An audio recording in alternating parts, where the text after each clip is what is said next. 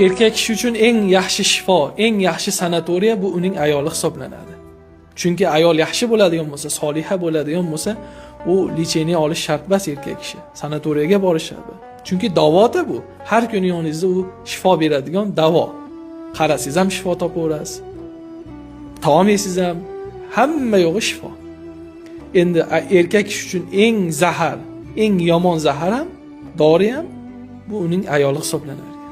Chunki boya aytganimizdek har kuni birga.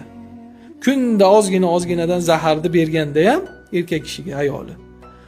Uzoq 5 yilda, 10 yil yo asabingiz ketadi, yo sahar bo'lasiz, boshqa kasallarga uchraysiz. Ayol kishi agar eriga shifo bo'laman deyotgan bo'lsa, itoatkor bo'lsin, xo'p bo'ladi degan so'zi erkak kishiga ko'p malham bo'ladi. Har bir narsaga malham bo'ladi. Gap qaytarishligi, ko'ziga tik boqishligi ayoli erkak kishiga bo'lgan. Bu zahardan da yomon. Bu yuraklarni teshadigan qarash bo'ladi, gap qaytarish bo'ladi. Erkak kishi uchun ayoli yoki shifo yoki zahar